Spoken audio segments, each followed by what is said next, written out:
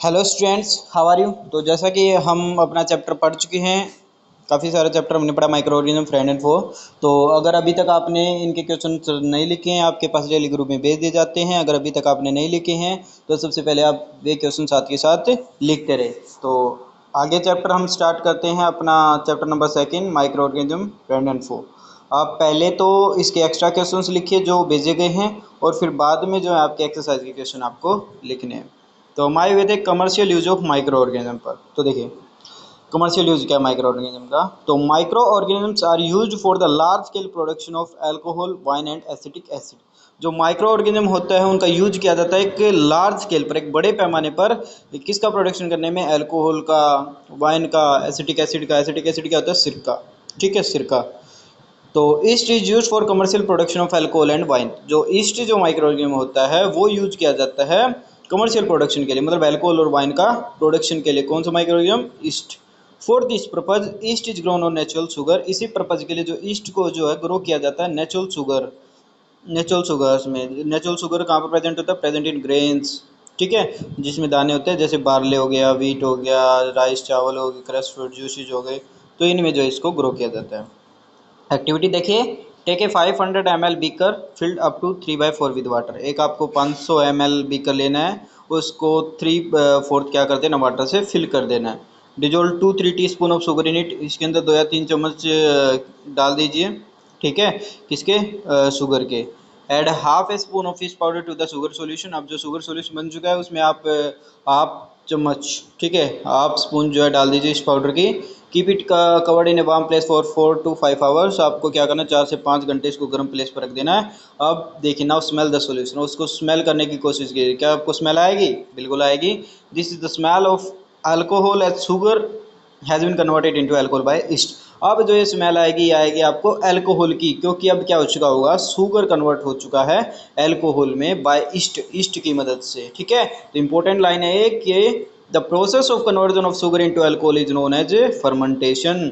तो हम इस प्रोसेस को, जिसमें शुगर किस में कन्वर्ट हो चुका है, अल्कोहल में, किसकी मदद से, ईस्ट की मदद से, इसको क्या बोलते हैं, फर्मेंटेशन। ठीक है, तो लुईस पास्चर डिस्कवर्ड फर्मेंटेशन इन 1857। जो लुईस पास्चर थे वहाँ साइंटिस्ट, उन्होंने डिस्कवर किया था भाई फर्मेंटेशन को सबसे पहले 1857 में। तो इंपॉर्टेंट बात है ये। तो ध्यान समझिए, फर्मेंटेशन क्या, फर्मेंटेशन प्रोसेस है जिसमें शुगर किस में कन्वर्ट हो जाता है, अल्कोहल में। अब आगे देखिए, whenever you fall ill the doctor may give you some antibiotic tablet. जब तुम बीमार हो जाते हो तो डॉक्टर क्या देता है तुम्हें, कुछ एंटीबायोटिक टैबलेट दे देता है, या कैप्सूल दे देता है, इंजेक्शन दे देता है, सच एज पेनिसिलिन, जैसे कि पेनिसिलिन। ठीक है, जब तुम बीमार होते हो तो तुमने देखा होगा, या तो डॉक्टर क्या करते हैं, तुम्हें कुछ टैबलेट्स वगैरह दे देते हैं, या कैप्सूल दे देते हैं, या इंजेक्शन दे देते हैं, ऐसा ही होता है ना। तो the source of this medicine is micro organism. तो इन दवाइयों का जो सोर्स है, यानी जहाँ से स्रोत है इनका, जहाँ से बनती है, वो क्या है, माइक्रो ऑर्गेनिज्म। ठीक है, इन दवाइयों का जो सोर्स है यानी स्रोत है वो क्या है, माइक्रो ऑर्गेनिज्म।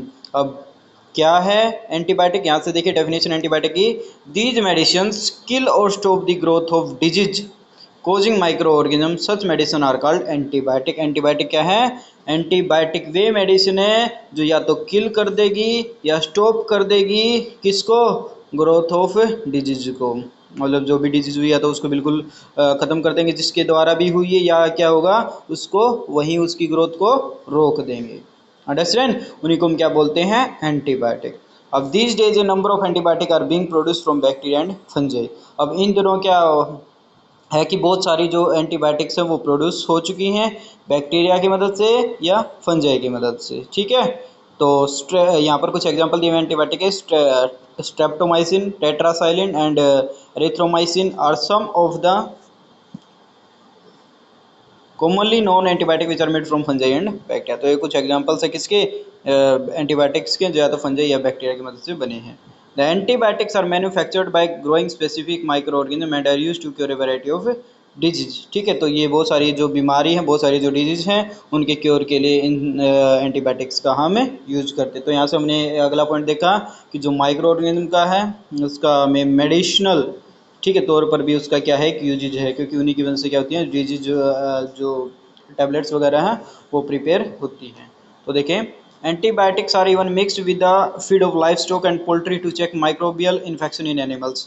एंटीबायोटिक्स का एक और यूज है भाई, हम क्या करते हैं जो ये लगा लो, मतलब जो एनिमल्स वगैरह हैं, ठीक है, उनके खाने में भी इनको दे दिया जाता है चेक करने के लिए कि इनके अंदर कोई इन्फेक्शन है कि नहीं है। They are also use to control many plant disease, और कि प्लांट डिजीज को भी चेक करने के लिए, कंट्रोल करने के लिए हम एंटीबायोटिक्स का यूज करते हैं, ठीक है। और एंटीबायोटिक्स क्या थे? वे मेडिसिन जो क्या करेंगे, या तो किल कर देंगे, स्टॉप कर देंगे किसकी growth of disease, causing micro organism.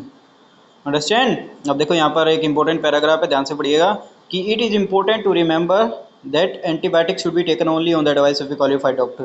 लेकिन हमें एक बात ध्यान रखना है कि ये नहीं है कि कुछ भी हो गया हमें एंटीबायोटिक से ले ले, नहीं, हमें क्या करना है कि ध्यान रखिएगा जब भी एंटीबायोटिक लेते समय एंटीबायोटिक कब लेनी चाहिए, हमें एंटीबायोटिक तब लेनी चाहिए जब हमें डॉक्टर, एक क्वालिफाइड डॉक्टर जो अपना पूरा कोर्स करने के बाद जब तुम्हें सलाह देता है कि एंटीबायोटिक्स लो, तभी हमें एंटीबायोटिक्स लेनी चाहिए। Also you must complete the course of prescribe by the doctor, मतलब डॉक्टर जैसे भी बताता तुम्हें उसी तौर पर उसी तौर पर तुम्हें क्या लेनी है, दवाई, मतलब जो एंटीबायोटिक है वो लेनी है, मतलब जो भी जितने भी टाइम बाद तुम्हें बताते कि इतने टाइम बाद लेनी है, सुबह लेनी है, शाम लेनी है, उसी टाइम आपको पूरी बात सुनने के बाद ही आपको एंटीबायोटिक्स लेनी है। If you take antibiotic when not needed or in wrong doses, it may take the drug less effective when you might need it in future.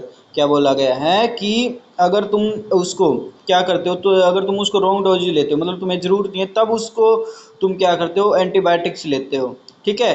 मतलब जब तुम्हें ज़रूरत नहीं है तब आप एंटीबायोटिक्स ले रहे हो, तो ये कम इफेक्ट करेगी कब, जब तुम्हें एक्चुअल में उसकी ज़रूरत होगी।